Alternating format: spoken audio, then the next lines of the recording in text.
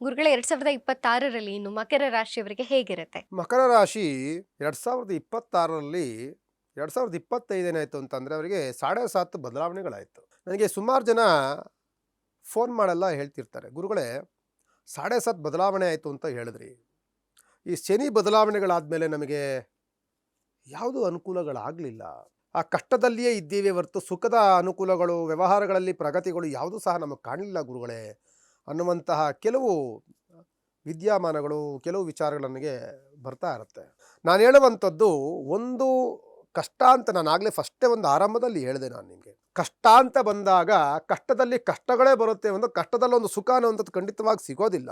7.5 ವರ್ಷಗಳ ಕಷ್ಟವನ್ನು ಅನುಭವಿಸಿದ ನಂತರದಲ್ಲಿ ನಿಮಗೆ ಜನ್ಮದಲ್ಲಿ ಪಂಚಗ್ರಹಗಳ ಪ್ರವೇಶವಾಯಿತು. ಪಂಚಗ್ರಹಗಳ ಪ್ರವೇಶ ನಿಮಗೆ ಫೆಬ್ರವರಿ, ಮಾರ್ಚ್, ಏಪ್ರಿಲ್ವರೆಗೂ ಇರುತ್ತೆ. ಒಂದಲ್ಲ ಎರಡಲ್ಲ, ಶತ್ರು ಗ್ರಹಗಳು ಹೆಂಗೆ ಸೇರ್ಕೊಳ್ಳುತ್ತೆ ಅಂತ ನೋಡಿ. ಬುಧ ಮತ್ತು ಕುಜಗ್ರಹ ದೋಷಗ್ರಹಗಳು. ಕುಜ ಮತ್ತು ಬುಧ ಬಂದಾಗ ಏನಾಗುತ್ತೆ ಅಂದರೆ ಆರೋಗ್ಯದಲ್ಲಿ ವ್ಯತ್ಯಾಸ, ವ್ಯವಹಾರದಲ್ಲಿ ವ್ಯತ್ಯಾಸ, ಹಣಕಾಸಿನ ವ್ಯತ್ಯಾಸ, ಶತ್ರುಬಾಧೆಗಳು ಇವೆಲ್ಲವನ್ನು ತಂದೊಡ್ಡುವಂಥದ್ದು ಕುಜ ಮತ್ತು ಬುಧನ ಶತ್ರುಗ್ರಹಗಳ ಪ್ರವೇಶವಾದರೆ. ಶತ್ರುವಿನ ಮನೆಗೆ ಬಂದಂತಹ ಶನಿಯ ಮನೆ, ಮಕರ ರಾಶಿಯಿಂದ ಶನಿ ಮನೆಗೆ ಬಂದಂಥವರು ರವಿಗ್ರಹ. ರವಿಯ ಜೊತೆಯಲ್ಲಿ ನಿಮಗೆ ಸೇರ್ಕೊಳ್ಳುವಂಥದ್ದು ಕುಜ, ಶುಕ್ರ, ಬುಧ ಇವೆಲ್ಲವೂ ಸೇರ್ಕೊಳ್ತಾರೆ. ರವಿ ಮತ್ತು ಚಂದ್ರ ಬಂದಾಗ ಅವ್ರಿಗೂ ಸಹ ಶತ್ರುತ್ವಗಳು ಜಾಸ್ತಿ ಆಗಿರುತ್ತೆ. ಶನಿ ಮನೆ ಬಂದಾಗ ಅಲ್ಲಿ ಅಪಕೀರ್ತಿಗಳು ಜಾಸ್ತಿ ಆಗತ್ತೆ. ನಿಮಗೆ ಇದೆಲ್ಲವನ್ನು ಅನುಭವಿಸೋದ್ರಿ. ಜೊತೆಯಲ್ಲಿ ಶುಕ್ರನು ಬಂದ ಹಣಕಾಸನ್ನು ಅಷ್ಟಾಗಿ ಅನುಕೂಲಗಳನ್ನು ಕಾಣಲಿಲ್ಲ. ಜೊತೆಯಲ್ಲಿ ಕುಜ, ರವಿ, ಚಂದ್ರ ಇವೆಲ್ಲವೂ ಪಂಚಗ್ರಹಗಳಿಂದ 2025ರಿಂದ 2026 ಫೆಬ್ರವರಿ, ಮಾರ್ಚ್ವರೆಗೂ ಸಹ ನೀವು ಅನುಭವಿಸುವಂಥ ಕಷ್ಟ ಇನ್ನೊಬ್ಬರಿಗೆ ಹೇಳಿದ್ರದ ಅರ್ಥ ಆಗದಲ್ಲಿರುವಂಥ ಕಷ್ಟಗಳು. ಆದರೆ ಯುಗಾದಿ ಹಬ್ಬ ಆದ ನಂತರದಲ್ಲಿ ಬರುವಂಥ ಯೋಗ ಇನ್ನೊಬ್ಬರು ಖುಷಿಯಿಂದ ಹೇಳ್ಕೊಳ್ಳುವಂತಹ ಯೋಗ. ಮಕರ ರಾಶಿಯವರೆಗೆ ಸಂಕಷ್ಟಗಳಿಂದ ದೂರವಾಗುವಂತಹ ಯೋಗ ಫಲ ಯುಗಾದಿ ಹಬ್ಬದಿಂದ ಬರುತ್ತೆ. ನಿಮಗೆ ಶ್ರೀ ಪರಾಭವ ಸಂವತ್ಸರ ನಿಮಗೆ ಪರಾಭವನ ತಂದುಕೊಡ್ತಿಲ್ಲ, ಜಯಕಾಲವನ್ನು ತಂದುಕೊಡ್ತಾ ಇದೆ ಮಕರ ರಾಶಿಯವರೆಗೆ. ಮಕರ ರಾಶಿಗೆ ಅದೃಷ್ಟದ ವರ್ಷ ಆರಂಭವಾಗ್ತಿರುವಂಥದ್ದು.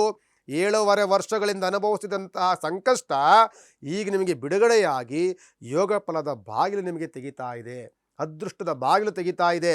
ಎಷ್ಟೆಷ್ಟು ಯೋಗಗಳಿದೆ ಗೊತ್ತೇನ್ರಿ ಮಕರ ರಾಶಿಯವರೆಗೆ? ಶನಿಯ ಯೋಗ ಫಲ. ಶನಿ ಒಂದು ಬಾರಿ 7.5 ಬಂದು ಬಿಟ್ಟೋದು ಅಂತ ಅಂದರೆ ಎಷ್ಟು ಕಷ್ಟವನ್ನು ಮಾಡಿದ್ವಿ, ಎಷ್ಟು ನಷ್ಟವನ್ನು ಅನುಭವಿಸಿದ್ರಿ, ಅದೆಲ್ಲವನ್ನು ದುಪ್ಪಟ್ಟು ತುಂಬಿಕೊಟ್ಟು ಹೋಗ್ತಾರೆ. ಅದು ಈಗ ನಿಮಗೆ ಶನಿ ಈಗ ನಿಮ್ಮ ನಷ್ಟವನ್ನೆಲ್ಲವೂ ಸಹ ಭರಿಸ್ತಾ ಇದ್ದಾರೆ, ನಷ್ಟವನ್ನೆಲ್ಲವೂ ಸಹ ತುಂಬ್ತಾ ಇದ್ದಾರೆ. ಅಂತಹ ಶನಿಯ ಯೋಗ ಫಲವನ್ನು ಪಡ್ಕೊತಿರುವಂಥದ್ದು ಮಕರ ರಾಶಿ.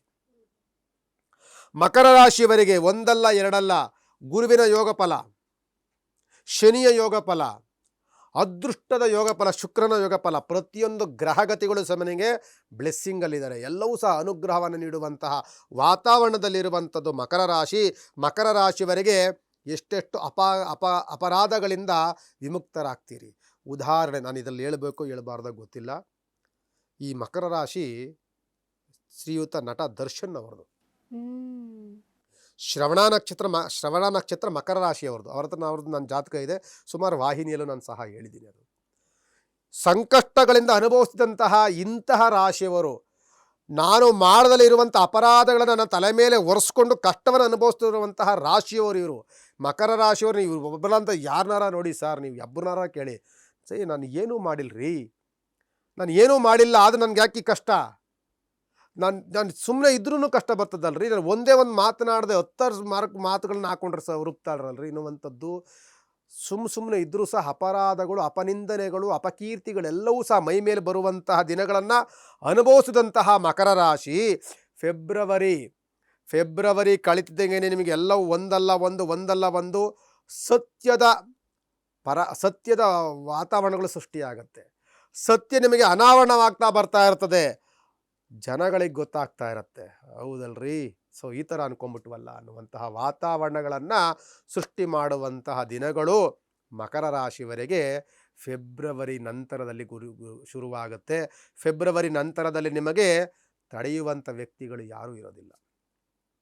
ಕೈ ಹಾಕಿದ ಕೆಲಸಗಳೆಲ್ಲವೂ ಸಕ್ಸಸ್ ಆಗುವಂಥ ದಿನಗಳೇ.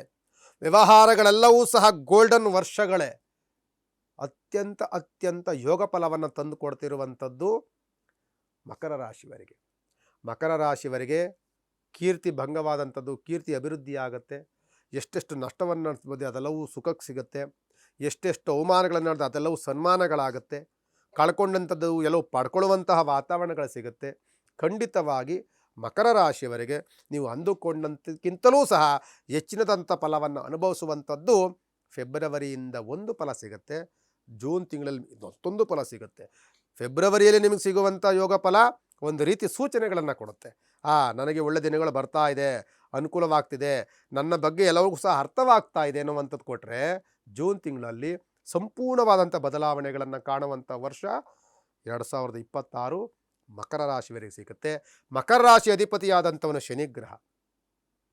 ಈ ರಾಶಿಯವರಿಗೆ ಅತ್ಯಂತ ಕೋಪ, ಅತ್ಯಂತ ಆತುರ ಮತ್ತು ಅತ್ಯಂತ ನಿಷ್ಠುರರಾಗಿರ್ತಾರೆ. ಇವರು ಪ್ರಾಬ್ಲಮ್ ಏನಂತಾರೆ, ಮಕರ ರಾಶಿ ಬರೀ ಭಾಳ ಸ್ಟ್ರಿಕ್ಟ್ ವ್ಯಕ್ತಿಗಳಾಗಿರ್ತಾರೆ. ಒಂದು ಒಂದು ಒಂದು ನಾವು ಹಿಂಗೆ ನಡಿಬೇಕು ಅಂತ ಒಂದು ನಾವು ಪ್ರಿನ್ಸಿಪಲ್ ಅಂತ ಹೇಳ್ತಿರ್ತೀವಲ್ಲ, ನಾನು ಹಿಂಗೆ ಇರಬೇಕು ರೀ, ನನ್ನ ವಾತಾವರಣ ಹಿಂಗೆ, ನನ್ನ ವ್ಯಕ್ತಿತ್ವ ಹಿಂಗೆ ಅಂತಿರ್ತೀವಲ್ಲ, ಆ ವ್ಯಕ್ತಿತ್ವದಿಂದ ಬದಲಾವಣೆಗಳಾಗೋದಿಲ್ಲ ಇವರು. ಅದೇ ಇವ್ರಿಗೆ ಪ್ರಾಬ್ಲಮ್ಮು.